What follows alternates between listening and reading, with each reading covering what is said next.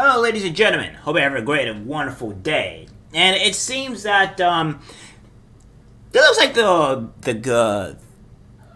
these cell phone companies are really going into effect here. They're really trying to take what you want and say, or what you say, or what you text, or what you do, really into effect of making you pay $500. It's either because they're in very dangerous stress of wanting money because they're a terrible company, or that they're really want to put onto that social order onto you. Now, what I mean by this is this: we have this this is from Laura Loomer. T-Mobile has quietly updated their TOS to include fines for content they don't agree with.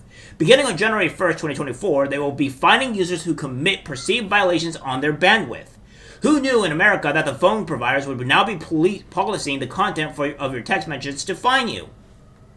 SHAFT is an acronym that stands for Sex, Hate, Alcohol, Firearms, and Tobacco. It outlines the categories of text messages specifically regulated due to moral and legal issues and is monitored and enforced by Cellular Telephone Industry Association and the mobile carriers, who gets to determine what is and isn't hateful. That's a very good question.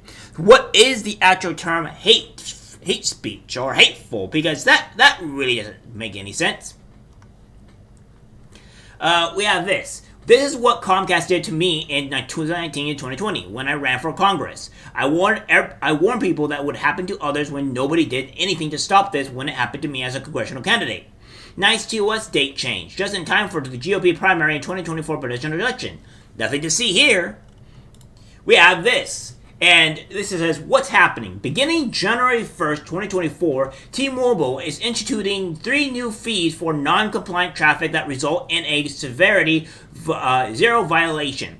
A 7-0 represents the most harmful violation to consumers and is the highest level of escalation with which a carrier will engage with bandwidth. This applies across all products: SMS or MMS or short code, toll-free, and TND. 10 DLC that just T-Mobile's network. The non-compliance fines USD will be assessed for every severity 0 violation issued as follows. Tier 1, $2,000 for phishing, smishing, and social engineering. Social engineering refers to the practice of targeting individuals in a way that manipulates individuals to reveal private information like credit card numbers or social security numbers. So see, now that one makes sense. Tier 2 is $1,000 for illegal content. Included content must be legal in all 50 states and federally. Illegal content includes, but is not limited to, cannabis, marijuana, CBD, illegal prescription, and solicitation. That makes a little bit more sense. Now we have this. Tier 3, $500 for all other violations, including, but not limited to, SHAFT. So, we don't know what this is, right? So what we're going to do here is do a little bit of investigation work, a little bit of work to see what they mean by this. First off, we're going to see from the community and see what's happening. It says, and people are saying, leaving soon. Is this true? Breaking. Has quietly updated the TOS and all this stuff, so this is what's going on. This is from at T-Mobile. And this is the first result on Google when searching this. If this does in fact turn out to be true, I'll have to leave T-Mobile as well. I seriously doubt this is true. They're supposed to legally inform users of something like this. Also, as my husband, military vet, has pointed out, this would be a direct violation of our First Amendment, which it is, and rights in which we would have to be talking to a civil rights attorney. So I'm sure this story is nothing but false. Again, they have to legally inform their users of this. If it were true, T-Mobile wouldn't be only self-far doing this, since all carriers fall under the FCC, and various other communication agencies that fall within the federal government. Well, here's the thing, my great little kitten, because that's what your name is. That's what the TOS is for. See, a lot of companies do this. A lot of gaming companies and what have you do this. So this means you're ignorant on what TOS is or what have you. So better buckle up and get educated a bit more, because hate to break it to you, they can do this and they already let you know through the TOS. I can't find any information that verifies this. It's ironic that this was posted twice within minutes of each other from different posters. And all this other stuff, right? So people are greatly not very happy with this. They're kind of, really says time to leave T-Mobile. And there's nothing that's saying here what the things are. So we have tiers to put over the campaign content, unlawful, and all this other stuff. No messaging programs can run on the T-Mobile that may promote unlawful, unapproved, or illicit content, including but not limited to spam, fraudulent or misleading messages, depictions or endorsements of violence, inappropriate content, profanity or hate speech, endorsement or illegal drugs. Well, what is hate speech, my friends? What is hate speech? Because last time I checked, that could mean bloody anything.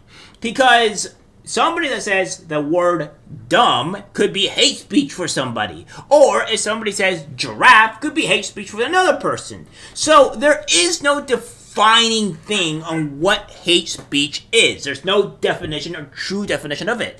It's just extremely broad. So until we can find exactly what hate speech is, they can ban you for anything that they see fit until later, right? Until whatever they do. So that means you will be out of your access of your phone, your text messages, and all this other stuff because T-Mobile said, no, you've been a very bad boy or girl, and you don't deserve to have the ability to use our services at all. That's fantastic. So if you get in a car crash and they just think that whatever you said was hate speech, they can just remove you and you can die on the spot because, you know, whatever you said or did was hate speech. This is complete insanity here, ladies and gentlemen. I cannot believe that we're going into society to where telephone companies are coming out of the woodworks and saying this is what you can say or cannot do. This is insane. So, first off, I think the Supreme Court should get onto this immediately. Slap a probably,